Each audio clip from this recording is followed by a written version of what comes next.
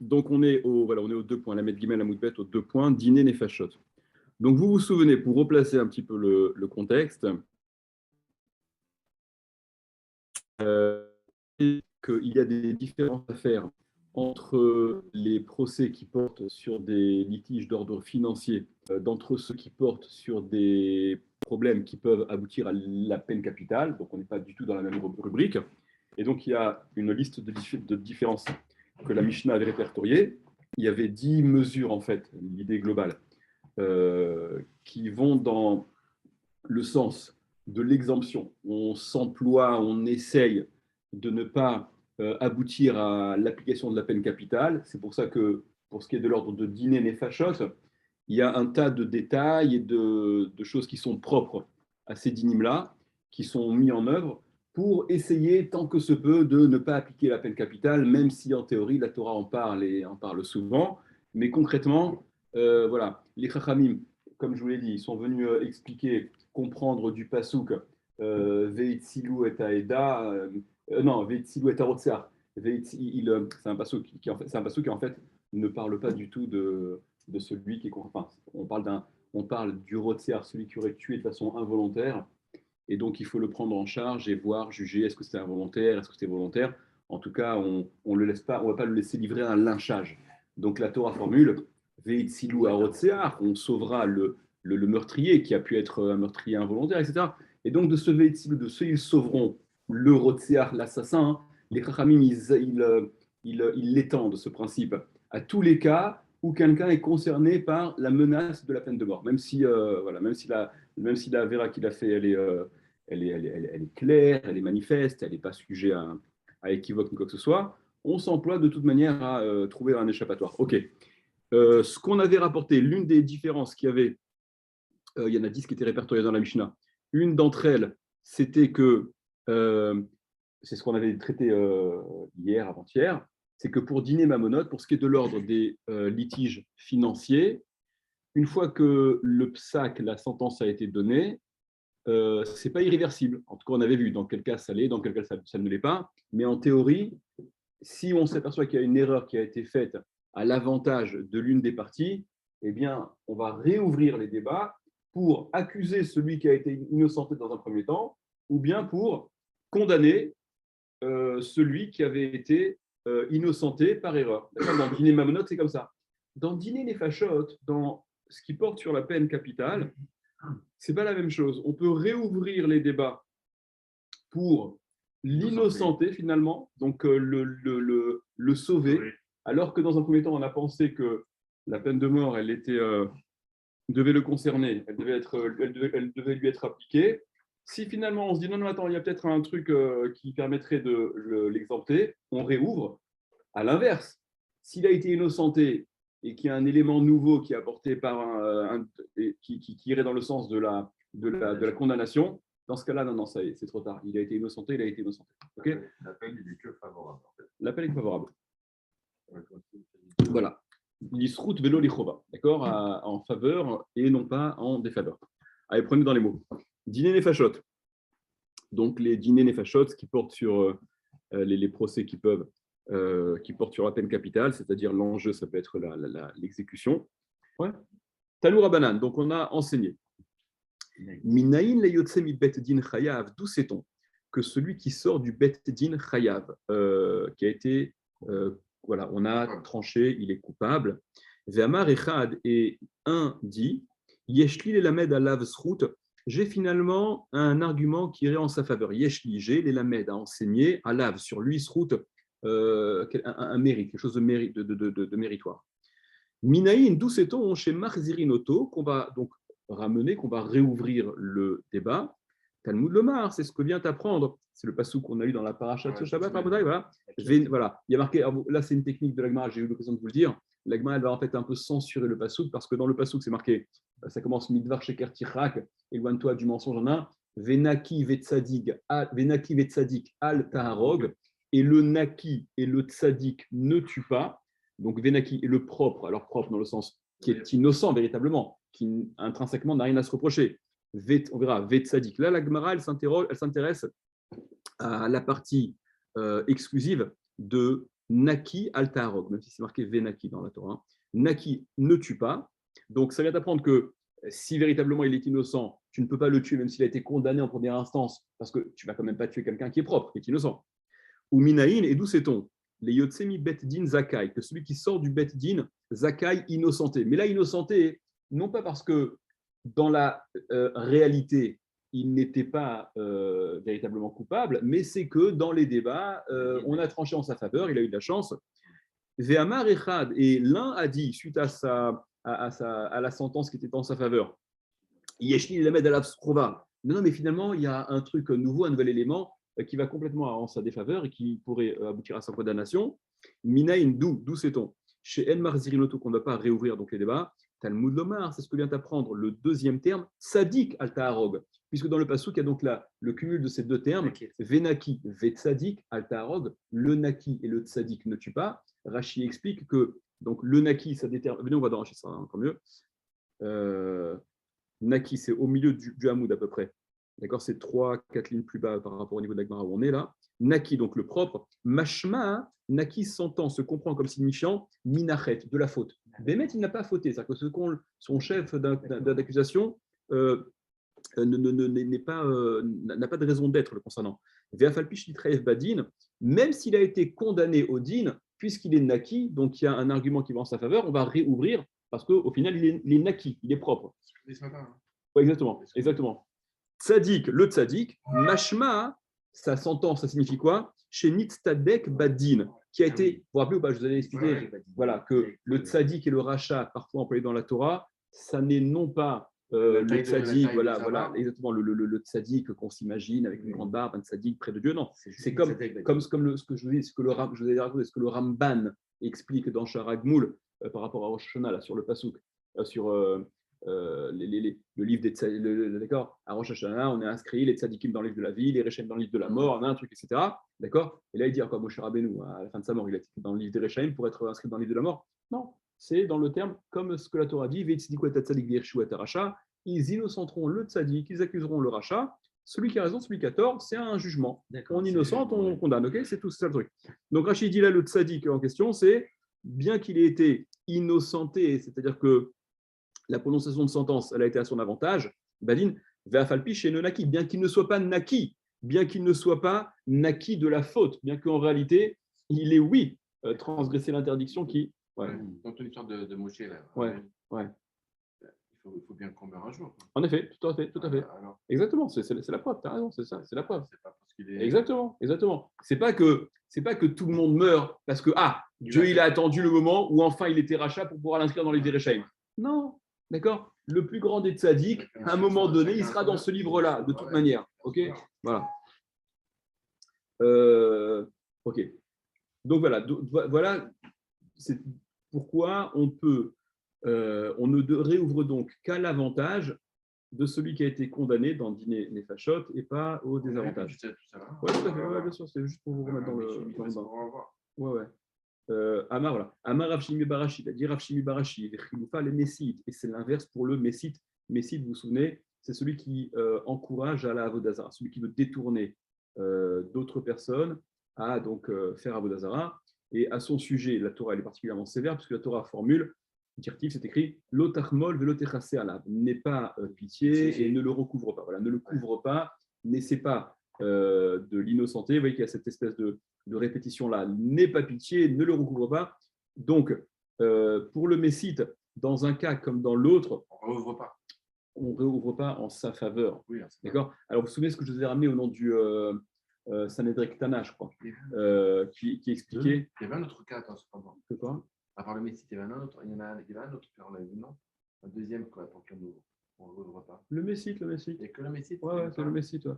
Il peut prendre différents aspects. C'est-à-dire que dans la Torah, il est présenté comme qui est citecha, chicha ben imecha, etc. Lorsque te détournera, même si c'est ton frère, ou bien il y a au cholem chalom, celui qui avoir une vision, etc. Ouais. Tous ceux qui peuvent prendre différents visages. Mais la finalité, c'est la même. Il cherche à te détourner de le Messite. Vous vous rappelez ce que je vous avais dit au nom du Sanhedrin Tana, là, qui disait Qu'est-ce que ça veut dire pour le Messite, on fait le contraire? Mais s'il y a un nouvel élément qui émette le disculperait, ça n'a pas de sens de ne pas prendre en considération ce nouvel élément pour ne pas le condamner à mort. On ne va pas condamner à mort un innocent. Et donc, il expliquait, il voyait même dans les mots de la Gemara, Veyesh Echad, il y a un qui s'est levé. Il dit en fait, c'est le cas où, pour condamner à mort, il faut vous en souvenir, qu'il y ait une majorité de 2 voix en plus. Donc, imaginons un Bet Din de 23. Il y en a 13, il y en a 13 qui condamnent et 10 qui innocentent. Si finalement il y en a un qui passe de côté, on se voit 12-11, 12-11, a priori, ce n'est pas suffisant pour condamner. Alors, dans le cas normal de Dîner et Fachot, il y a quelqu'un qui dit, qui est un élément en sa faveur, là on rouvre les débats. Okay, même si la majorité n'a pas fondamentalement changé, il y a toujours une majorité qui accuse. Dans le cas du Messite, de celui qui a donc détourné à la Vodazara, etc., si on est dans ce cas de figure, eh bien, on ne va pas réouvrir. Okay, on est de toute manière dans un cas où la majorité elle reste en sa défaveur. Et donc, c'est vrai que les Khatrila, a priori, on n'aurait pas tranché la peine de mort le concernant si on était 12-11, parce qu'il faut un en plus. Mais une fois qu'on a tranché la peine de mort 13-10, et qu'ensuite il y a un transfuge qui, dans un cas classique, justifie la réouverture du débat, dans son cas à lui, ça ne justifie pas la réouverture des débats. C'est ça la sévérité qu'il y a vis-à-vis du Messite. D'accord ? C'est une belle lecture parce que ça pose un vrai problème, c'est ce que la Gemara semble dire, quoi. Pour le Messite, non, si tu as un élément nouveau qui ferait qu'il faut le disculper, ce n'est pas parce que son chef d'accusation était Messite qu'on va le tuer à tout prix, si l'argument viendrait le disculper qu'il n'est pas de mettre Messite. L'idée est très forte. C'est-à-dire que tu considères qu'il y a certaines personnes qui n'ont pas le droit à un joker. Oui, enfin un joker. Mais tu vois qu'il a quand même vachement circonscrit le cas. Ce n'est pas que fondamentalement, il y a quelque chose qui vient l'innocenter, ça n'est pas lui qui est coupable de ce dont on l'accuse. Parce que la majorité reste accusatrice. D'accord ? Il est toujours. On n'a pas remis en cause véritablement sa responsabilité. OK ?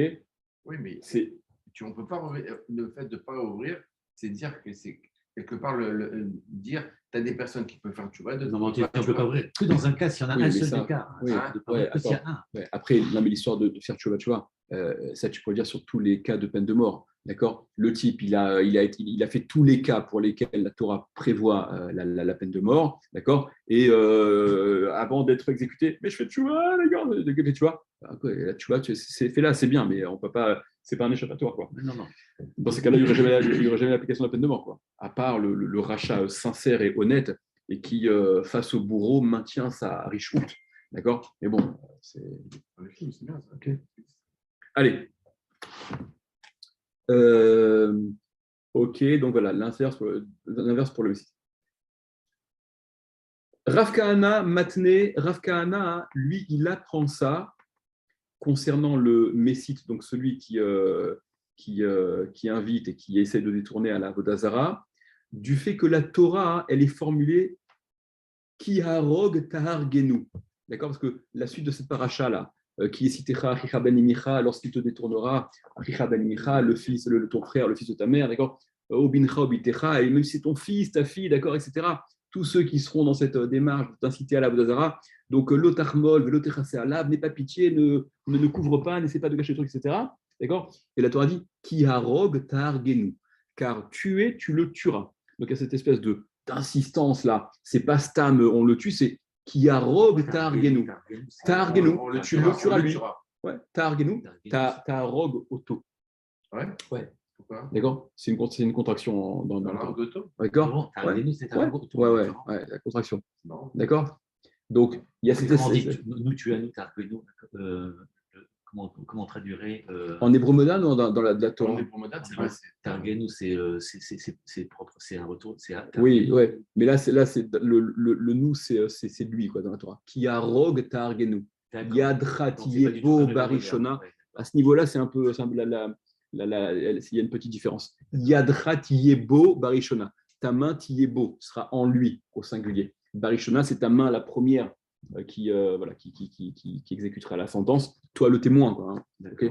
Toi qui a été le premier témoin, parce que c'est toi qui essaies de détourner. Donc, en tout cas, quoi qu'il en soit, Rav Kahana, lui, il apprend cette sévérité-là, ou ne bénéficie donc pas de réouverture des débats dans Din Nefashot, le Messite, puisque c'est concernant le Messite, celui qui a voulu détourner, que la Torah dit Harog Ta'argenu avec cette insistance-là. Il y a d'autres drachot qui sont faites de cette redondance-là, de Harog Ta'argenu. Bon, bref. Baïm, quoi? Non, je lisais le. Rashi? Non, le passage de la Torah. D'accord. Viet Kolam Bacharona, c'est ça? Ouais. Ok. Baïmine, Rabbi Zera, Mirav Shechet. Il a demandé Rabbi Zera à Rav Shechet, il lui a posé la question. Chaïve Galouyot. Alors, parce que, est-ce que cette possibilité-là de réouvrir les débats, à l'avantage, apparemment et exclusivement à l'avantage, et non pas au désavantage, ne concerne que Din Nefashot, où il faut un peu élargir. Et donc, il y a Rabbi Zera qui demande à Rav Shechet, Chaïve Galouyot, ceux qui ont été condamnés à la galoute, est-ce qu'on peut réouvrir les débats en leur faveur? Condamnés à la galoute, c'est quoi? C'est qu'ils ont été condamnés suite à un meurtre qui aurait été Béchogeg. Ok. Alors, est-ce qu'on lit la parenthèse? C'est quoi le truc là? Ouais, dans la Minaïn Dou, il y a une autre gersa qui dit Maï, qu'en est-il? Atia Rotsear. On fait la Xerashava de Rotsear. Voilà, Rotsear, c'est l'assassin. En fait, le terme Rotsear, il est évoqué au sujet justement de celui qui est Chayav Galout lorsqu'il a tué de façon involontaire. Et regardez, prenez Rashi, je vais vous le montrer. Chayiv Galout, voilà, la gersa de Rashi, c'est Chayiv Galout Maï. Chayiv Galout Maï, qu'en est-il? Donc ça va mieux avec le mot d'air de la Gemara, Baéminé. Il a demandé, il a posé la question. Donc qu'en est-il? Mihavu ke Din Nefashot. Est-ce que c'est comme Din Nefashot? Est-ce que ça bénéficie du même traitement de faveur? On réouvre à l'avantage et pas des avantages. Ilo ou non? Réponse. Ktiv Bechaïve Mitot, c'est écrit au sujet de ceux qui sont condamnés à mort. Yuma Tarotseach, il mourra l'assassin dans un cas où il a tué volontairement, en connaissance de cause, avec tout ce que vous voulez. Urtiv Bechaïve Galout, et c'est écrit au sujet de ceux qui sont Chayav Galout.